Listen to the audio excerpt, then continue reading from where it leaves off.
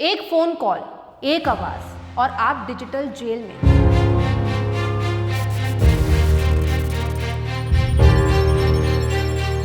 जरा सोचिए, आपके पास कोई ऐसी फोन आए कि फोन पर ही आपको कोई अरेस्ट कर ले। अब पुलिस आपके दरवाजे पर दस्तक नहीं देती आपको अरेस्ट करने के लिए, बल्कि वो आपके फोन की स्क्रीन से ही आपको अरेस्ट कर लेती है। ये कोई फिल्म नहीं है दोस्तों, 2025-26 का काला सच, जिसका नाम है डिजिटल अरेस्ट।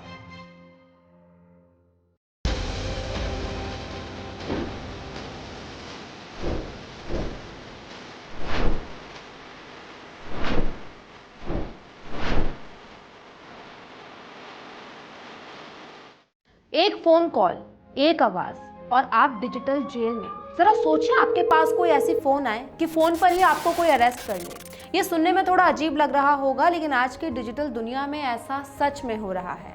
अब पुलिस आपके दरवाजे पर दस्तक नहीं देती आपको अरेस्ट करने के लिए, बल्कि वो आपके फोन की स्क्रीन से ही आपको अरेस्ट कर लेती है। आपके पास फोन आता है, कहा जाता है कि मैं सीबीआई ऑफिसर बात कर रहा हूँ, आपके नाम से ड्रग्स से भरा पार्सल मिला है, तुरंत फोन कॉल पर आ जाओ। आप डर जाते हैं, सहम जाते हैं, तुरंत अपना फोन उठाते हैं और फोन कॉल पर बैठ जाते हैं, और यहीं से पूरा खेल शुरू हो जाता है। आपको कहा जाता है कि फोन से हिलना नहीं, वीडियो कॉल पर बने रहना।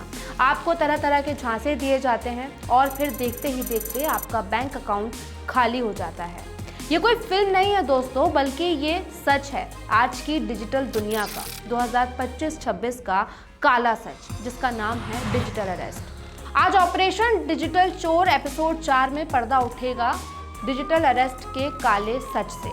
नमस्कार, मैं हूं दीक्षा मीना और आप देख रहे हैं मनी मंच। और मनी मंच के स्पेशल एपिसोड ऑपरेशन डिजिटल चोर में हम बात करने वाले हैं डिजिटल अरेस्ट के काले सच के बारे में, जो आजकल हर किसी के साथ हो रहा है। आप सिर्फ एक फ़ोन कॉल पर आते हैं और आपकी पूरी ज़िंदगी तबाह हो जाती है। कैसे, चलिए बताते हैं। सबसे पहले समझने की कोशिश करते हैं कि आखिर ये डिजिटल अरेस्ट होता क्या है। देखिए, डिजिटल अरेस्ट एक तरह का क्राइम है जहाँ पर साइबर ठग ताक लगाए बैठे होते हैं आपकी एक गलती के लिए। आप एक गलती करते हैं और उसी का फ़ायदा उठाकर वो आपका बैंक अकाउंट खाली कर देते हैं। डिजिटल अरेस्ट में आमतौर पर आपके पास फ़ोन कॉल आती है। फ़ोन पर आपको कहा जाता है कि मैं मुंबई पुलिस से बात कर रहा हूँ, मैं कस्टम ऑफिसर बात कर रहा हूँ, इनकम टैक्स डिपार्टमेंट से बात कर रहा हूँ। आप उनकी बातों में आ जाते हैं, क्योंकि जब ये ठग फ़ोन करते हैं तो ये एक पूरी भूमिका तैयार करते हैं। ये जहाँ बैठे होते हैं उसके पीछे एक पूरा बैकग्राउंड रेडी करते हैं। ये पुलिस की ड्रेस में बैठे होते हैं, सूट बूट पहनकर बैठे होते हैं। आपको एक पल के लिए लगेगा कि वाकई मेरे पास किसी कस्टम ऑफिसर का फ़ोन आया है। आपको कहा जाएगा कि आपके पार्सल में ड्रग्स निकले हैं, या फिर कहा जाएगा कि आपके बैंक अकाउंट से मनी लॉन्ड्रिंग हो रही है। आप डर जाएंगे, सहम जाएंगे और आप फ़ोन कॉल पर आ जाएंगे। ऐसा बहुत सारे लोगों के साथ हो चुका है। डिजिटल अरेस्ट में आमतौर पर आपको सिर्फ बेवकूफ़ बनाया जाता है, ये कहकर कि मैं एक ऑफिसर बात कर रहा हूँ। आप सोचते हैं कि पुलिस तक जाऊँगा, बड़े बड़े केसेस हो जाएंगे, उससे अच्छा फ़ोन कॉल पर ही बात निपट जाएगी, और इसी का फ़ायदा ये डिजिटल चोर उठाते हैं। ये आपको फ़ोन कॉल पर बिठाए रखते हैं, 1 या 2 घंटे नहीं, 18-18, 24-24 घंटे आपको फ़ोन कॉल पर बनाए रखते हैं। आपसे कहते हैं कि वीडियो कॉल पर बने रहो, नहीं तो अरेस्ट हो जाओगे। आप सोचते हो कि ठीक है, फ़ोन पर ही तो बात हो रही है। वो देखते ही देखते आपका बैंक अकाउंट खाली करते जाते हैं। आपसे पहले छोटा अमाउंट मांगते हैं, कहते हैं कि आप इतने रुपए ट्रांसफ़र कर दो, आपका केस फ़ोन पर ही सॉल्व कर दिया जाएगा। आप थोड़ा अमाउंट ट्रांसफ़र करते हैं, फिर वो आपको और डराते हैं कि इस कंडीशन में, इस केस में तो इतना रुपया लगेगा, एक काम करो, इस अकाउंट पे और पैसा ट्रांसफ़र कर दो। आप डर के मारे पैसा ट्रांसफ़र करते जाते हैं और देखते ही देखते आपका बैंक अकाउंट खाली हो जाता है, और फिर ये आपका फ़ोन कट कर देते हैं, आपको ब्लॉक कर देते हैं, और आपकी एक बेवकूफ़ी, आपका एक डर आपको तबाह कर देता है। अब आपको बताते हैं भारत में होने वाले बड़े बड़े डिजिटल फ्रॉड, डिजिटल अरेस्ट के मामले, जहां पर लोगों ने अपने लाखों करोड़ों रुपए बर्बाद कर दिए। हम आपको ऐसे 5 बड़े केसेस बताएंगे जहां पर हज़ारों रुपए नहीं, बल्कि लाखों करोड़ों रुपए का चूना लोगों को लगा है। Case number 1, Bengaluru. ये बात है जनवरी 2025 की, जब एक व्यक्ति के पास कॉल आता है और उनसे कहा जाता है कि आपके फेडेक्स पार्सल से ड्रग्स मिले हैं। व्यक्ति को डिजिटल अरेस्ट किया जाता है। उन्हें 1 या 2 घंटे नहीं, बल्कि पूरे 18 घंटे तक फ़ोन कॉल पर बिठाया जाता है। उन्हें तमाम चीज़ें बताई जाती हैं ये डिजिटल अरेस्ट करने वाले जो लोग हैं ये अपना आईडी कार्ड भी दिखाते हैं, अपना आधार कार्ड भी दिखाते हैं, क्योंकि ये सब फर्जी तरीके से बन जाता है। लेकिन क्योंकि आप फ़ोन कॉल पर बैठे हैं, आप इनकी बातों में आ जाते हैं और आप 18 घंटे तक फ़ोन कॉल पर बैठे रहते हैं। बेंगलुरु के एक शख्स के साथ भी ऐसा ही हुआ और उनके अकाउंट से 11 करोड़ रुपए गायब हो गए। यानी एक फ़ोन कॉल और 11 करोड़ आपके बैंक अकाउंट से गायब। केस नंबर 2, नोएडा की एक डॉक्टर गायनेकोलॉजिस्ट, उनके पास एक कॉल आया। उनसे कहा गया कि आपके बैंक अकाउंट से मनी लॉन्ड्रिंग हो रही है। काफ़ी सारे ऐसे केसेस पकड़ाए गए हैं। महिला डर गई, सहम गई, उसने वीडियो कॉल उठाया। वीडियो कॉल पर महिला को 14 घंटे तक बिठा कर रखा। उसे अपनी फैमिली से दूर रहने के लिए कहा गया। महिला एक कमरे में बैठकर वीडियो कॉल पर उन चोरों से बात करती रही और उन्होंने देखते ही देखते महिला के अकाउंट से 1 या 2 नहीं बल्कि पूरे 3 करोड़ रुपए गायब कर दिए। महिला डरी हुई थी, उसे लगा वाकई उसके बैंक अकाउंट से कोई ऐसे ट्रांजैक्शंस हुए हैं। वो 11 घंटे 14 घंटे तक फ़ोन कॉल पर बैठी और ये जो डिजिटल अरेस्ट करने वाले लोग हैं इन्होंने महिला के अकाउंट से 3 करोड़ रुपए उड़ा दिए।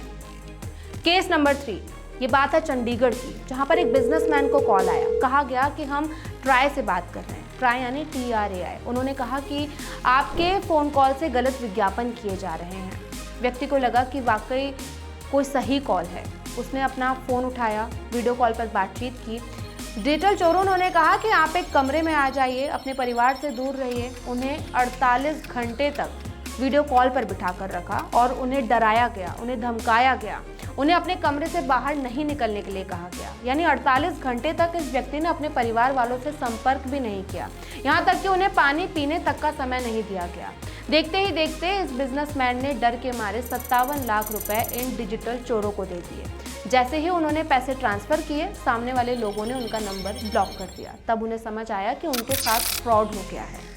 इसी तरह तमाम केस भारत में हो चुके हैं जहां पर लाखों नहीं बल्कि करोड़ों रुपए लोगों से ठग लिए गए हैं सिर्फ और सिर्फ डिजिटल अरेस्ट के चलते। यानी ये डिजिटल अरेस्ट जो है ये कितना बड़ा क्राइम है, कितना बड़ा ग्रोह है जो 1 या 2 नहीं बल्कि करोड़ों रुपए लोगों से ऐंठ रहा है। और कितने ही ऐसे केसेस हो चुके हैं और आज भी ऐसे केसेस होते ही जा रहे हैं। इन पर कोई रोकथाम नहीं लग रही। कहने को तो 1930 एक साइबर क्राइम का नंबर दे दिया गया है, एक पोर्टल बना दिया गया है जहां पर आप शिकायत दर्ज कर सकते हैं। लेकिन सवाल यह है कि आखिर इन्हें पकड़ा कैसे जाए? क्या ये डिजिटल क्राइम जो है ये इसी तरह से चलता रहेगा? क्या लोगों की ज़िंदगी भर की कमाई इसी तरह से लोग गंवाते रहेंगे? अब आपको समझाने की कोशिश करते हैं कि अगर कभी आपके साथ डिजिटल क्राइम होता है, डिजिटल अरेस्ट होता है, तो आपको अलर्ट कैसे रहना है, आपको बचना कैसे है। कुछ रूल्स हम आपको बताएंगे जिन्हें फॉलो करना ज़रूरी है। रूल नंबर 1, कभी भी अगर आपके पास कॉल आए और आपको कहा जाए कि हम RBI से, CBI से, ED से बात कर रहे हैं, तो सबसे पहले अलर्ट हो जाइए, क्योंकि इस तरह के कॉल्स कभी आपको कॉल पर आकर अरेस्ट करने की बात नहीं करते। ये हमेशा आपके दरवाजे पर आते हैं, लेकिन उससे कुछ दिन पहले आपको वारंट दिया जाता है। पहले आपके पास वारंट आता है, उसके बाद ही आपको अरेस्ट किया जा सकता है। बिना वारंट के अगर कोई आपको अरेस्ट करने की बात कहे तो थोड़ा सोचिए कि कोई ऐसे कैसे फ़ोन कॉल पर आपको अरेस्ट करेगा। अगर इस तरीके का कोई वीडियो कॉल आता है और कोई कहता है कि हम ऑफिसर बात कर रहे हैं, तो पहले उस नंबर को वेरीफाई कीजिए। वीडियो कॉल पर बैठे मत रहिए, क्योंकि इससे नुकसान आपका होगा। रूल नंबर 2, कोई भी एजेंसी फ़ोन पर पैसे ट्रांसफ़र करने को नहीं कहेगी, ये 100% स्कैम है। रूल नंबर 3, व्हाट्सएप पर आया अरेस्ट वारंट या ID कार्ड नकली होता है, 2 मिनट में कैनवा से बन जाता है। रूल नंबर 4, कॉल आते ही तुरंत डिस्कनेक्ट करें और 1930 साइबर क्राइम हेल्पलाइन पर रिपोर्ट करें। रूल नंबर 5, घबराहट हो तो परिवार या दोस्त को तुरंत बताएं, अकेले फैसला मत लीजिए। याद रखिए, सरकार कभी व्हाट्सएप पर पैसे नहीं मांगती। अब सवाल ये है कि अगर कभी आपके साथ डिजिटल फ्रॉड हो या कोई आपको कॉल करके डिजिटल अरेस्ट करने की कोशिश करें, तो आपको अलर्ट कैसे रहना है? इसके लिए सबसे पहले अवेयर हो जाएं, घबराएं ना, कॉन्फिडेंस के साथ बात करें और कोशिश करें कि जो कॉल आया है उसे रिकॉर्ड करें और तुरंत 1930 पर कॉल करें या cybercrime.government.in पर शिकायत दर्ज करें। पैसे ट्रांसफ़र के 24 घंटे के अंदर शिकायत करने से पैसे फ्रीज होने के चांसेस ज़्यादा होते हैं। इसीलिए जब भी आपके साथ इस तरीके का कोई क्राइम हो तो कोशिश करें कि 24 घंटे के अंदर उसकी शिकायत दर्ज कर दें। और कभी भी अगर आपके पास कॉल आए, आप अगर रास्ते में हैं या फिर अगर आप ऑफिस में बैठे हैं, कॉल करके कोई कहे कि मैं मुंबई पुलिस से बात कर रहा हूँ या फिर कस्टम ऑफिसर बात कर रहा हूँ, तो सबसे पहले आप उसकी जानकारी लेने की कोशिश कीजिए। अगर वो कहे कि आप पहले वीडियो कॉल पर आ जाइए और आप किसी से संपर्क ना करें, तो आपको यही समझ जाना चाहिए कि सामने वाला व्यक्ति जो है वो एक फ्रॉड है। क्योंकि सोचिए कि कोई भी पुलिस ऑफिसर या फिर कोई कस्टम ऑफिसर आपको क्यों कहेगा कि मैं वीडियो कॉल पर हूँ और आप मेरे साथ वीडियो कॉल पर कनेक्ट रहिए, आपके आसपास कोई और होना नहीं चाहिए। क्योंकि वो एक ऑफिसर है, अगर वो इन्वेस्टिगेशन कर रहा है तो वो पूरे खुले तौर पर करेगा, वो आपको अकेले में पकड़ के आपसे बातचीत नहीं करेगा। इसीलिए कभी भी इस तरीके की कॉल आए तो सबसे पहले अलर्ट हो जाएं और फ़ोन कॉल उठाने से पहले नंबर को वेरीफाई कीजिए। और अगर आपको थोड़ा भी शक है कि आपके साथ कोई साइबर फ्रॉड हो रहा है तो इसकी शिकायत तुरंत नेशनल साइबर क्राइम पोर्टल पर कीजिए या फिर 1930 पर कॉल करके उस नंबर की पूरी जानकारी बताइए। और साथ ही अगर आपने बैंक अकाउंट से कुछ पैसे ट्रांसफ़र भी कर दिए हैं तो उसका भी पूरा डाटा अपने पास रखिए। यानी आपको अपने पास सबूत रखना ज़रूरी है अगर आपके साथ ऐसा कोई फ्रॉड हो रहा है तो। बता दें, गृह मंत्रालय ने इस तरह के डिजिटल क्राइम से बचने के लिए प्रतिबिंब और चक्षु पोर्टल शुरू किए हैं, जिससे ऐसे फर्जी नंबर ट्रैक किए जा रहे हैं। मार्च 2025 में दिल्ली पुलिस ने ऐसे 200 प्लस डिजिटल अरेस्ट गैंग के सदस्यों को गिरफ्तार भी किया है। तो दोस्तों, डिजिटल अरेस्ट का सबसे बड़ा हथियार है आपका डर, इसीलिए आपको डरने की ज़रूरत नहीं है।